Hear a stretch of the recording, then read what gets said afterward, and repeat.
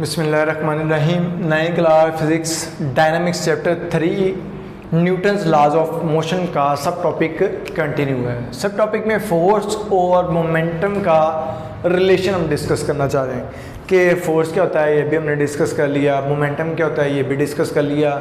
Force और momentum convertible हैं या रिलेशन है, वो क्या रिलेशन है, इस चीज़ को हम क्लियर करेंगे। अच्छा, इसके लिए जो हमारे पास पहला पॉइंट है कि हमने कंसीडर किया कि कोई बॉडी एक एम है जो मूव कर रहा है वेलोसिटी v के साथ। जब कोई बॉडी m मूव कर रहा है और वेलोसिटी v i के साथ, मतलब इनिशियल वेलोसिटी, तो उस टाइम जो उसका इनिशियल मोमेंटम होगा वो क्या होगा, p सिंबल है, m v i उसका मोमेंटम होगा। अब हमने इसके बाद क्या किया, इस बॉडी के ऊपर जो वी आई मूव कर रहा था उसके ऊपर फोर्स F लगाई। जब उसके ऊपर फोर्स F लगाई तो ये क्या करेगा, प्रोड्यूस करेगा एक्सेलेरेशन, प्रोड्यूस एक्सेलेरेशन। अभी जो प्रोड्यूस एक्सेलेरेशन करेगा, कैसे करेगा, जब उसकी वेलोसिटी चेंज होगी।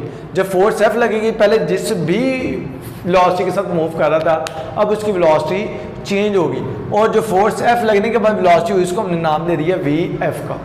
उस तरह से उसका जो मोमेंटम होगा फोर्स F लगने के बाद वो आ जाएगा MVF आएगा।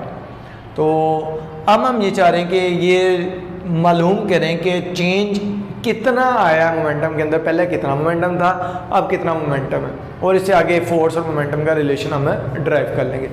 अच्छा, अब चेंज मालूम करने का आसान तरीका और क्लियर और जो सिंपल तरीका है वो यही है कि हम क्या कह रहे हैं, चेंज मालूम करने का होता है किसी भी चीज़ का चेंज मालूम करना, उसके final value minus initial value कर लो। तो चेंज इन मोमेंटम हमने मालूम करना है, चेंज इन मोमेंटम यह मालूम करना चाह रहे हैं, जो कि बराबर होगा final momentum minus initial momentum. कि फाइनल मोमेंटम में से इनिशियल मोमेंटम को माइनस कर देंगे तो हमारे पास चेंज इन मोमेंटम आ जाएगा। मतलब फाइनल मोमेंटम का जो सिंबल है, अगर हम यहाँ पे देखें तो ये हमारे पास क्या आ जाएगा जी, PF आएगा। ये क्या क्या, PI, initial PI, initial momentum PF, final momentum. अच्छा, अब यहाँ पे अगर हम देखते हैं PF minus PI, P momentum को शो कर रहा है, फाइनल मोमेंटम को, P मोमेंटम को, I इनिशियल मोमेंटम को, तो final momentum minus initial momentum. और यहाँ से हमने क्लियर किया हुआ है कि PI जो है वो बराबर है MVI के, और PF जो है वो बराबर है MVF के। ये हमने यहाँ पे भी पॉइंट क्लियर किए। अच्छा, अब यहाँ पे अगर हम इसका चेंज ऑफ मोमेंटम का टाइम से डिवीजन करें, मतलब rate of change of momentum calculate करना चाहें, तो उसके मुताबिक हमारे पास जो रिलेशन आएगा इसको टाइम से डिवाइड कर देंगे। PF minus PI over T, MVF minus MVI over T आ जाएगा। अब यहाँ पे अगर हम देखते हैं तो यहाँ से हमारे पास M कॉमन आ रहा है, तो M कॉमन आ रहा है तो हमने M कॉमन ले लिया, VF minus VI over T आ गया, PF minus PI over T वैसे का वैसे आ रहा है। अच्छा, अब यहाँ पे अगर हम देखते हैं तो यहाँ पे पॉइंट क्लियर है कि ये जो VF minus VI over T है, ये जो ब्लॉक है ये बराबर है एक्सेलेरेशन के।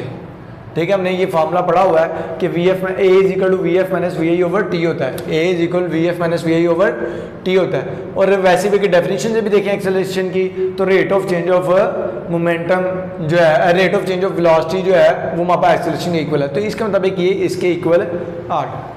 अब PF minus PI over T is equal to MA आ गया।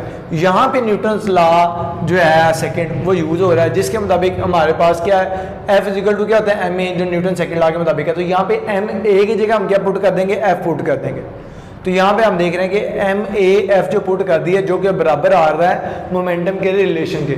तो इस तरीके से हम इसको डिफाइन भी कर सकते हैं कि जो हमारे पास फाइनली रिजल्ट आएगा, इसको जो हम लिख सकते हैं F is equal to PF minus PI over T। अच्छा, अब यहाँ पे अगर इसको डिफाइन करना चाहें रिलेशन की टर्म को, तो फिर हम ये कह सकते हैं कि हमारे पास जब किसी बॉडी पे फोर्स लग रही है तो उसके अंदर एक्सेलेरेशन प्रोड्यूस होगा।